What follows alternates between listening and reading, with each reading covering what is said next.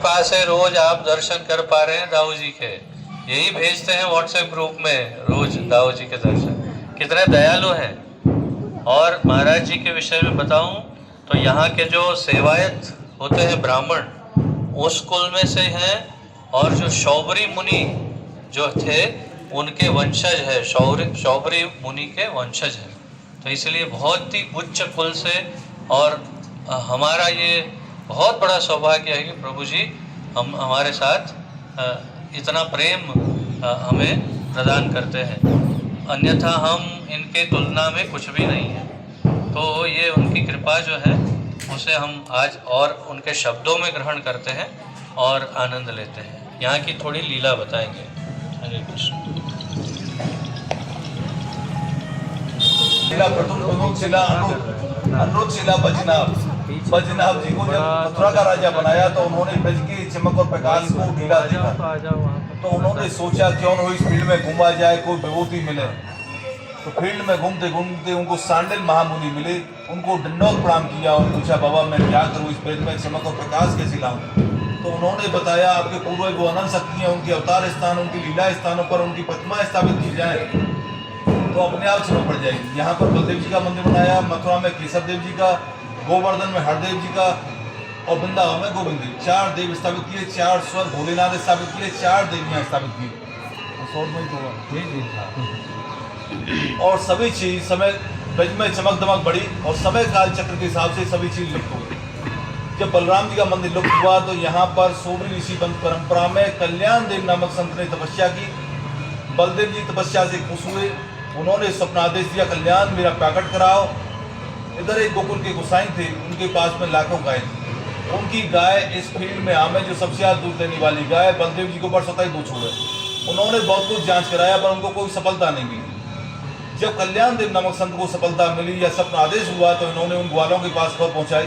ग्वालों से कहा जो गायों को लेके आती थी, आप यहाँ से जाएं तो गोसाई से बोलना बलदेव प्रभु ने मुझको स्वप्न आदेश दिया है, सहयोग देने के लिए गोसाई आए और कुछ आदमी भी साथ में लाए। इस वट वृक्ष के नीचे से बलदेव जी का प्रकट होगा। यहाँ से ग्वाल गए, ग्वालों ने जाकर संत गोसाई से बोला, इधर बलदेव प्रभु ने कोई पावर ऊर्जा शक्ति संत के अंदर भर दिया। संत ने अपने हाथ चलाए, थोड़ा सा प्रकट किया। सुबह आकर गोसाई ने देखा बलदेव जी ने सहयोग दिया, बलदेव जी और रेत जी दोनों का प्रकट हुआ। जब दोनों का प्रकट हुआ तो उन्होंने अपनी लाखों गायों का दूध मंगाया। इधर ब्रजवासियों ने सुना तो ब्रजवासी भी अपने घरों से दूध दही ले लेकर के आए और पंचामृत से बलदेव जी का अभिषेक हुआ। जो खुदाई के द्वारा गड्ढा बना वो दूध दही से भर गया, उसका नाम क्षीर सागर है, जो अभी आपने आसमान लिया। तो अब सभी भजन कीर्तन करने लगे, बलदेव जी का अभिषेक हो गया। अब भजन कीर्तन करते करते रात हो गई, संत सो गए। गोसाई पावरफुल था, उसने सोचा क्यों न ठाकुर जी को हम यहाँ से गोकुल ले चला। हर पावरफुल की इच्छा होती है, सरकारी धन हो या देवी देवता मतलब का हो। उन्होंने सोचा इधर बलदेव प्रभु ने स्वप्न आदेश संत को दिया, मैं अपने नाम से नगरी चाहता हूँ, गोसाई से मना करना, न माने तो इससे कहना ये पूरी ताकत लगा। उन्होंने स्वप्न आदेश बताया तो उन्होंने अपनी ताकत लगाई। तो संत है कहीं भाव बदल गया हो, उन्होंने ताकत लगाई, बलदेव प्रभु तो हिले भी नहीं। जब बलदेव प्रभु नहीं हिले तो उन्होंने समझ लिया बलदेव जी से खुश हैं, इनसे ही कहा जाए बाबा सेवा संभालिए, जो जरूरत किसी हो मुझे बताइए, मैं क्या व्यवस्था करूं। तो उन्होंने बताया सबसे पहले भोग की व्यवस्था हो। भोग में खीर का भोग रखा, आज भी रोजाना राजभोग में खीर का भोग रखा जाता है। ठाकुर जी की रजाई मांगी, शीत का समय था, पूनम का दिन था, जो दिसंबर महीने में पूनम आती।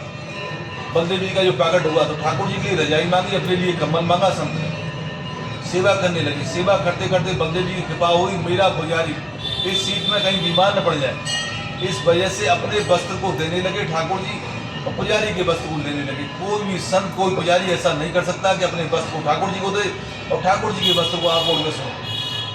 जब ऐसा क्रम होने लगा, ग्वालों ने देखा ये क्या मामला है।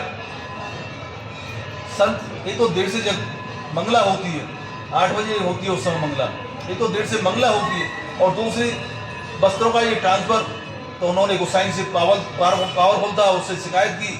उसने आकर के पूछा बाबा ये क्या मामला है पुजारी बाबा। तो उन्होंने बताया कि आप कभी दुबक्कर जी देखें, मेरा बलदेव जी के प्रति कैसा भाव है। तो उन्होंने दुबक्कर के देखा बलदेव जी अपना वस्त्र दे रहे हैं या ले रहे हैं। तो उन्होंने अपने कान पकड़े, ठाकुर जी से क्षमा याचना मांगी, संत से मांगी और लिख करके दिया, मेरा कोई दबाव नहीं, अपने हिसाब से सेवा करें, जो जरूरत की चीज हुआ करें, मेरे पास तो खौर भेज दिया करें। लिख करके दिया। जब से दबाव खत्म हुआ, सेवा करने लगे। सेवा करते करते बलदेव जी की फिर कृपा हुई और संत से बोले, कल्याण को अपनी शादी करते वन से सेवा चाहता हूँ। बाबा मैं इस माया में नहीं पढ़ना चाहता। नहीं नहीं, तेरे वन से सेवा चाहता हूँ। जब ज़्यादा कहा तो उन्होंने कहा, महाराज मुझे कुछ वचन दीजिए। कैसा वचन? मेरी संतान के द्वारा आप भोग लेते रहे, मेरी संतान भूखी नहीं मरे। बलदेव जी ने वचन दिया। जब शादी की 2 बच्चे हुए, वही वंश परंपरा बढ़ी। बढ़ते बढ़ते उसी वंश परंपरा में हम आते हैं। जब वंश बढ़ने लगा तो आगे चल के औरंगजेब बादशाह हुआ। उसने जगह जगह देवी देवताओं को परेशान किया। आगरा उसकी राजधानी थी, पर चला वो दिल्ली की तरफ से। नंदगाम, बरसाना, गोवर्धन, वृंदावन सबको पार किया, मथुरा पार किया और पूछा, दाऊ जी बलदेव कितना दूर है? 5 या 7 कोस। सुबह से शाम तक चला। फिर पूछा कितना दूर? जितना पूछा था उतना ही दूर। दूसरे दिन चला, तीसरे दिन चला, उतना ही दूर बताया। हार करके उसने 5-7 दिन लग गए, पर उसे बलदेव जी नहीं मिले। तो हार करके उसने हिंदू राजाओं से पूछा, ये देव कैसा है? और देव तो पलायन कर गए, उनके पुजारी ले गए, संत ले गए, जाके तो मालूम नहीं पड़ रही क्या लीला रच रहा है। तो उन्होंने बताया, बलराम जी जो है शेष हैं, शेष रूप में ये लक्ष्मण थे। तो सीता भाभी के लिए जो रेखा खींची है, रावण तो इतना पावरफुल था, वो भी इनकी रेखा को पार नहीं कर पाया। इनके हाथ जोड़िए और रास्ता मांगिए। तो उसने हाथ जोड़े, रास्ता मांगी है। बलदेव ने उन्हें रास्ता दिया है, आगे बढ़ा है। बढ़ते बढ़ते 2 किलोमीटर दूर रह गया। उसके मन में पाप आया, जब तो मैं सेना को ऑर्डर दे सकता हूँ। सेना को ऑर्डर दिया, सेना आगे बढ़ी तो ब्लाइंड हो गई, दिखना बंद हो गया। उसने पूछा सेना से कि आप उल्टा सीधा क्यों घूमते हो? महाराज हमको दिखता नहीं दिखता है तो चलो हम आगे बढ़ते हैं। वो खुद आगे बढ़ा, वो भी गड़बड़ हुआ। मऊ माछी कहती हो कि मधुमक्खी। बलदेव जी ने छोड़ दी, घबरा गया, भावेश प्रकट किया उसने, आप ऐसे दयालु हैं, आप ऐसे कृपालु हैं, मेरे ऊपर कृपा करिए।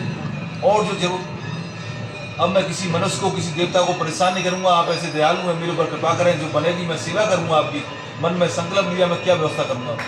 बलदेव जी ने जब सही किया तो उसने अपने अच्छे होद्दे वाले सिपाही सलाहकार, अच्छी पोस्ट वाले सिपाही सलाहकार को यहाँ भेजा।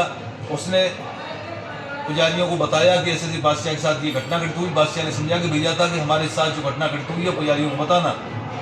यहाँ उसके आदमियों ने पुजारियों को बताया और पुजारी यहाँ से गए तो तांबे के पात्र पर, पहले तांबे के पात्र चलते थे, उसमें 5 ग्राम जागीर, 5 ग्राम जमीन लेकर के भेंट किया। मैं इस जमीन से कोई टैक्स नहीं होगा। बेशकीमती जवाहरात दी, जो हीरा पन्ना मोतियों की मालाएं होती हैं। एक गेट का निर्माण कराया, उस गेट पर बड़े ड्रम रखवाए लंगाड़े, और लंगाड़ा बजाने के लिए मुसलमान हुआ। ये लंगाड़ा टूट करके दोबारा नया बनाया भी। और जो जवाहरात दी, जवाहरात 4 दिन धारण होती है। एक चाबी जज के पास है, एक चाबी यहाँ मंदिर में है। डबल लॉक ताले में मंदिर में रखी हुई है वो जवाहरात। वहाँ से कमीशन द्वारा 4 दिन वो चाबी आती है वकील द्वारा, जज भेजता है वकील द्वारा। शरद पूर्णिमा के दिन, जन्माष्टमी के दिन, बलदेव छठी के दिन, राधाष्टमी से 2 दिन पहले, और बलदेव रास पूर्णिमा 4 दिन तो जवाहरात धारण होती है। और जो 5 ग्राम जमीन का टैक्स है, सरकार उगा करके अपना खर्चा काट करके मंदिर भिजवा, क्योंकि मुसलमानी जारी है। जब ऐसा चमत्कार बलदेव जी ने दिखाया, विशेष पब्लिक आई, विशेष चढ़ावा चढ़ा, तो विशाल मंदिर बना। पहले छोटा सा मंदिर था जो आप और धीरे धीरे मानताएं बढ़ी। जो बद्रीनाथ जाती हैं, बद्रीनाथ भगवान कृष्ण ही है, वहाँ से आके यहाँ मिलान करती है। और जो जगन्नाथपुरी जाती है, वहाँ से छड़ी लेके आती है, पतली वाली सिपाही लेके खड़े थे ना मंदिर के कर्मचारी, ऐसी छड़ी लाती हैं, वहाँ से ला करके यहाँ पूजन कराते चढ़ाती हैं। क्योंकि भगवान कृष्ण के भक्तों ने यहाँ जिस रूप में भजन किया, भक्ति की, उस रूप में वहाँ प्रकट हुए। बलदेव जी अपने नाम से नगरी लेके बैठे हैं, बलदेव जी के नाम से नगरी। बलदेव जी यहाँ लाखों बच्चों के बाल उतरते हैं। बलदेव जी बहुत दयालु है, नित्यानंद है, बल के धाम है। इनसे भक्ति का बल, ज्ञान का बल मांगना चाहिए। बोलो दाऊ जी महाराज की।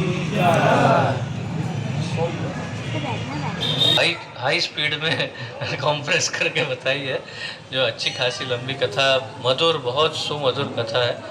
तो समझ में आया वज्रनाभ जी द्वारा स्थापित बलदेव जी, कितना अद्भुत उनका स्वरूप है ना, कितने सुंदर दिखते हैं, कितने विशाल और पावरफुल दिखते हैं ना। अभी तो आपने प्रभु जी जो फोटो भेजते हैं, आप सब दर्शन करते हैं क्या व्हाट्सएप पे बलदेव? तो उसमें जब बिना वस्त्र के, जब उनके अभिषेक वाला या ऐसा जो भेजते हैं फोटो, वो देखा है बलदेव जी का? याद है किसी को? अरे इतना उनका शरीर, इतना जैसे कोई बड़ा पहलवान हो, ऐसा मसल्स वाला, क्या जबरदस्त उनका शरीर है। आपने कभी, आपको स्मरण नहीं है? स्मरण है? विभिन्न बिहारी प्रभु का स्मरण है। अरे इतना सुंदर और इतने शक्तिशाली दिखते हैं बलदेव जी, देखते ही समझ में आता है ये बलदेव जी है। और उनके एक हाथ में, बाएं हाथ में क्या है? कौन है, क्या है बोलो? वारुणी, वारुणी मैया, वो भी उनकी पत्नी ही है, जो लिक्विड फॉर्म में है, जो पान करते हैं। तो मैंने आपको पहले ही बताया था कि वो शराब या ऐसा कुछ नहीं है, वो अति दिव्य उनका पेय है, ऐसे उनका पान करते रहते हैं। और पीछे आपने रेवती मैया को देखा, तो रेवती मैया क्यों साथ में नहीं है, सामने है? सदैव उनकी सेवा में तत्पर रहती है मैया कि दाऊ जी को कुछ ज़रूरत पड़े, कुछ आवश्यकता हो, तो उनके सन्मुख ही रहती है हमेशा, और उनकी सेवा। और फिर एक और बहुत सुंदर वहाँ पर लिखा था, आप लोगों ने पढ़ा? देखो मैं बताता हूँ। नहीं, मैं उसका फोटो लिया है, सबको इतना सुंदर है। देखो ये पढ़ा किसी ने? दाऊ दाऊ सब कहे, मैया कहे न कोई, दाऊ के दरबार में मैया कहे सो होए। दाऊ जी सब करके प्रणाम करते हैं, मैया को बहुत ज़्यादा कम प्रणाम नहीं करने जाते, लेकिन बाबा ये दरबार में तो जो मैया बोलती है वही होता है, ऐसा है। तो रेवती मैया को अवश्य ही हमें प्रणाम करना चाहिए। ये है, तो बहुत सुंदर लीला प्रभु जी ने सुनाई। अब हमारा, क्योंकि आज समय कम